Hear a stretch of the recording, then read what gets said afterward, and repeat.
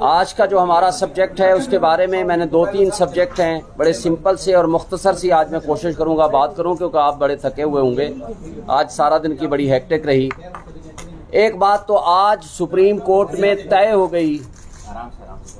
ہو گئی کہ جب ہم یہ بات کرتے تھے کہ عمران خان کو انصاف نہیں مل رہا اور ایک متعصب جج نے بغیر سنے، بغیر ہمارے گواہان کو موقع دیے کہ ہم اپنے گواہ پیش کر سکیں، ہمیں بغیر حق کے دفاع دیے اور ون سائیڈڈ ہمارے خلاف فیصلہ کر دیا۔ آپ کو یاد ہوگا آج بھی الیکشن کمیشن اور اس کے وکیل نے اس بات کو ایڈمٹ کیا کہ 1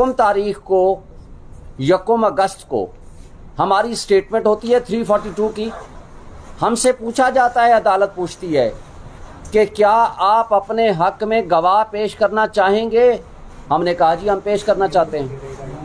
تو جناب 2 تاریخ رکھ دی گئی 2 اگست، اور ہم نے 2 اگست کے دن 12 بجے لسٹ آف وٹنسز دے دی کہ جناب ہمارے گواہ ہم پیش کرنا چاہتے ہیں، اور 12 بجے سے لے کر 1:30 بجے تک ہمیں کہا گیا کہ آپ 1 گھنٹے 1.5 گھنٹے کے اندر اپنے گواہ لے آئیے۔ اس وقت تک یہ متعلق بھی تھے، ریلیونٹ بھی تھے، اور جج صاحب کا تعصب دیکھیں، انہوں نے 1:30 بجے ہم نے درخواست دی کہ جناب ہمارے گواہ کراچی میں ہیں، مختلف شہروں میں ہیں، ان کو یہاں پہنچنے کے لیے کم سے کم 1 دن یا 2 دن کا ٹائم دے دیجیے۔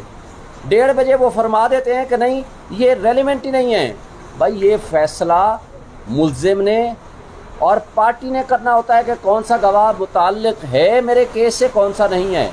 اور ہاں جج صاحب کو اس وقت یہ اختیار ہے کہ جب وہ سٹیٹمنٹ آ جائے اور وہ سٹیٹمنٹ کو پڑھ لیں، اس پہ جرا ہو جائے، وہ کہیں ہاں یہ پورشن ریلیونٹ ہے، یہ نہیں ہے۔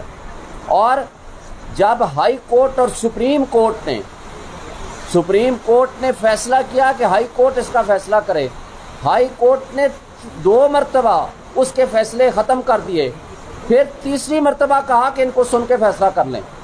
5 تاریخ کو ہائی کورٹ کے فیصلے بھی موجود تھے اور سپریم کورٹ کا فیصلہ بھی موجود تھا، اور خواجہ حارث ہمارے جو سینئر وکیل تھے ان کو منشی کو اغوا کر لیا۔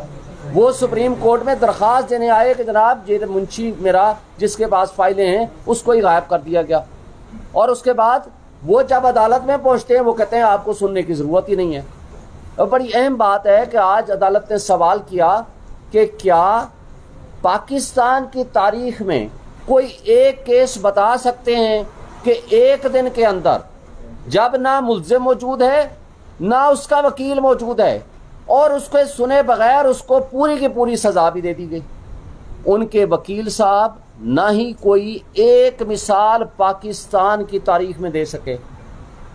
افسوس سے کہنا پڑتا ہے کہ جہاں بنیادی حقوق اس طرح معطل ہو جائیں، جہاں ناانصافی نہ صرف سامنے نظر آ رہی ہو، پرنسپل ہے نا کہ انصاف نہ صرف ہو بلکہ ہوتا ہوا نظر آئے، یہاں انصاف کا قتل، ناانصافی نہ صرف ہو رہی تھی بلکہ سب کے سامنے نظر آ رہی تھی، جس کو آج الیکشن کمیشن اور اس کے وکیل نے اعتراف کیا عدالت کے اندر، سپریم کورٹ کے اندر۔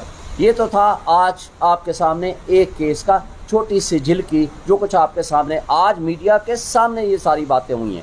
جب ہم پچھلے 1 مہینے سے مستقل یہ کہے جا رہے ہیں، اور افسوس کی بات یہ ہے کہ اس طرح کے سرکمسٹانسز میں کیس جب جاتا ہے 8 تاریخ کو، 7 کو جمع ہوا، 8 تاریخ کو، اور اس میں ہم نے کہا کہ آج ہی ججمنٹ کو سسپینڈ کر دیں، سینٹنس کو سسپینڈ کر دیں، کہا گیا کہ جناب 4 دن میں ڈیٹ آئے گی، 17 دن کے بعد ڈیٹ آئی اور پھر اس کو دوبارہ ایڈجنٹ کر دیا گیا۔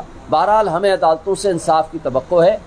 عمران خان صاحب اور پی ٹی آئی کا شروع سے ایک ہی اصول اور ایک ہی مطالبہ رہا ہے، ایک ہی سلوگن رہا ہے، وہ ہے رول آف لا، آئین کی بالادستی اور قانون کی حکمرانی، اور عدلیہ آزاد ہونی چاہیے۔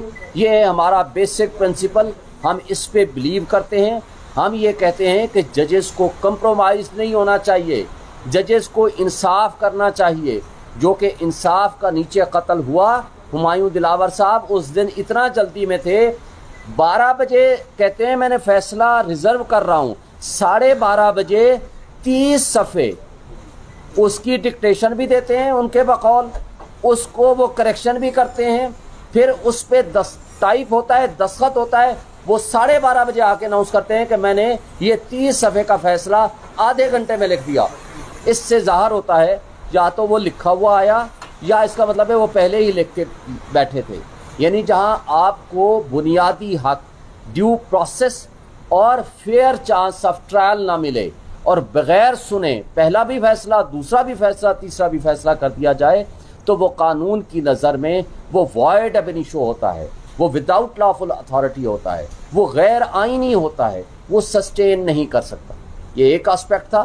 دوسرا آسپیکٹ، آج آپ دیکھ لیں اس جو موجودہ کیئر ٹیکر سیٹ اپ ہے اس فاشسٹ حکومت کی پسند سے آیا ہوا، یعنی شہباز شریف اور راجہ ریاض صاحب کی چوائس کا، اب یہ بھی وہی پالیسیز کنٹینیو کر رہے ہیں جو شہباز شریف کی فاشسٹ حکومت نے پالیسیاں رکھی ہوئی۔ آج آپ کی غربت، بے روزگاری، مہنگائی، ان امپلائمنٹ کی پوزیشن کیا ہے؟ اور وہ جو ارسطو اور افلاطون تھے جو کہتے تھے کہ ہم مہنگائی مکاؤ مارچ لے کر آئے ہیں، ہم نے ریاست کی بجائے، ہم نے سیاست کی بجائے ریاست کو بچایا، ایکچولی وہ سائفر کے کنٹینٹس لیک ہونے کے بعد ثابت ہو گیا ہے کہ وہ ایک سازش کے تحت لائے گئے تھے، انہوں نے ریاست کی جڑیں کھوکھلی کر دیں۔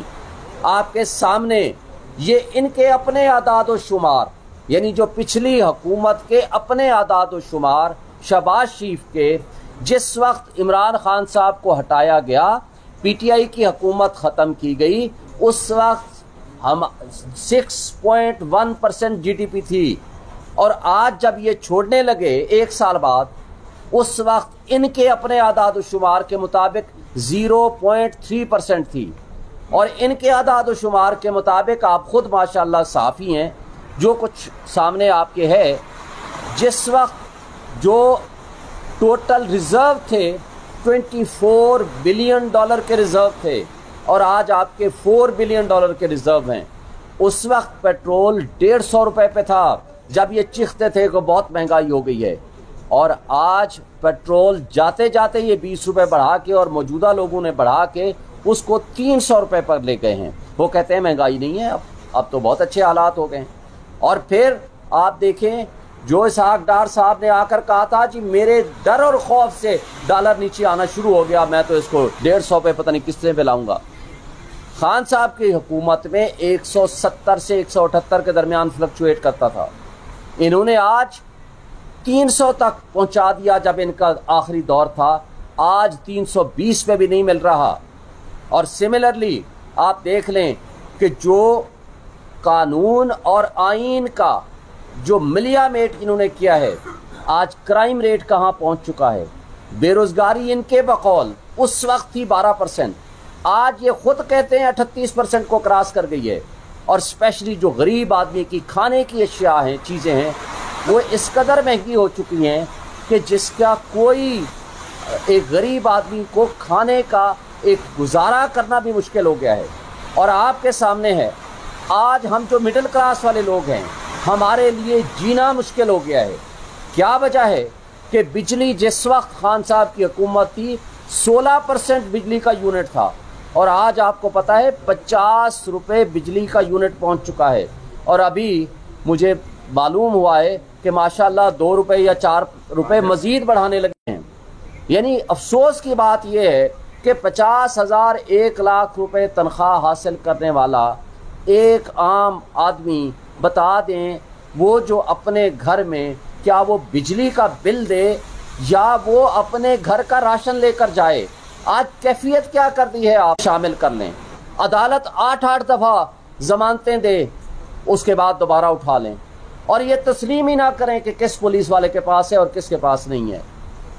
آج وہ یاسمین راشد جو بزرگ خاتون سیاستدان، رہنما پی ٹی آئی کی، آج اس تکلیف کی حالت میں، بیماری کی حالت میں بھی आज 4 महीने होके हैं वो जेलों में पड़ी है। और उसके अलावा जो ख़वातीन, खदीजा शाह है, सनम है, तैयबा, सैकड़ों की तादाद में ख़वातीन हैं, वो अभी तक जेलों में पड़ी हुई हैं। यार क्या हमारे मुल्क में 13 और 14 अगस्त को जो कुछ हुआ आपने देखा, पाकिस्तान का झंडा लेके और पीटीआई का झंडा लेके जो वर्कर और कारकुन बाहर निकला, उसके साथ क्या किया इन्होंने? सैकड़ों की तादाद में वर्कर्स को उठा लिया और पर्चे कर दिया, उनको जेलों में डाल दिया और कुछ को गायब कर दिया। क्या ये तर्ज अमल है? क्या इसको हम सियासत कहेंगे? क्या इनको केयर टेकर सेटअप कहेंगे? और ये केयर टेकर सेटअप सिवाय इलेक्शन के इनको कोई और काम नहीं कर सकते, और इलेक्शन कमीशन सिवाय इलेक्शन के उसका कोई काम नहीं है। लेकिन अफसोस की बात यह है कि ये केयर टेकर वाले और इलेक्शन कमीशन इलेक्शन कराने के अलावा सब कुछ कर रहे हैं। ये काबिल अफसोस बात है, और इसको किसने ठीक करना है? और आज जो दहशतगर्दी अपने उरूज पे है वो क्यों है? इसलिए कि कानून को अमल दरामद करने वाले और लॉ इन्फोर्समेंट एजेंसीज के पास तो सिर्फ एक ही टाइम उनको टारगेट दिया गया है कि आपने पीटीआई को क्रश करना है, पीटीआई के वर्कर्स को उठाना है, उनको जेलों में बंद करना है। टोटल उनका काम ही यही है। तो फिर दहशतगर्दी जिस तरह हमारे मुल्क में अपना इतना उरूज पे पहुंची हुई है, उसको कौन कंट्रोल करेगा? क्या ये तर्ज अमल ये है हमारे मुल्क में हमारी रियासत को मजबूत करने वाला? देखें, इन मसाइल का हल पॉलिटिकल स्टेबिलिटी में है, और पॉलिटिकल स्टेबिलिटी डायलॉग से आएगी। पॉलिटिकल स्टेबिलिटी आप फ्री एंड फेयर इलेक्शन से आएगी। पॉलिटिकल स्टेबिलिटी आप इस जबर और खौफ की फिजा में इलेक्शन कैसे कराएंगे? नहीं करा सकते। इस जबर और खौफ की फिजा में अगर इलेक्शन होगा तो उसकी शफाफियत पे कौन यकीन करेगा? और अगर ऐसा इलेक्शन होगा जो मुल्क को मजीद दलदल में धकेल देगा, तो मुझे बताएं कि ये कौन सा हम रियासत की खिदमत कर रहे हैं? हम रियासत, और रियासत क्या है? रियासत की अवाम इसके मालिक हैं। अवाम ने फैसला करना है आइन के मुताबिक कि हमारे उमूर ममलिकत हमारे मुंतखब नुमाइंदे चलाएंगे। लेकिन अफसोस से कहना पड़ता है कि हमने सारे उमूर ममलिकत मुंतखब नुमाइंदों के अलावा सबको दे दिए हैं। तो ये काबिल अफसोस बात है, ये आइन की खिलाफ वर्जी है, ये कानून की खिलाफ वर्जी है, ये बुनियादी हुकूक की मुअत्तली है जो हम सब का बुनियादी हक है कि हम जिसको वोट दें वो हमारा नुमाइंदा हो, वो अपनी हुकूमत हमारे वोट से वो चलाए ताकि हमारे मफादात का वो सौदा ना करे। मुझे बताएं, सीसीआई में 2 गैर मुंतखब अफराद बैठे हुए थे, उसकी हैसियत क्या है? वो हो ही नहीं सकता।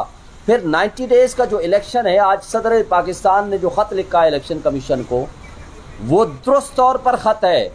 आर्टिकल 48 सब आर्टिकल 5 आप पढ़ लें और आर्टिकल 224 पढ़ लें।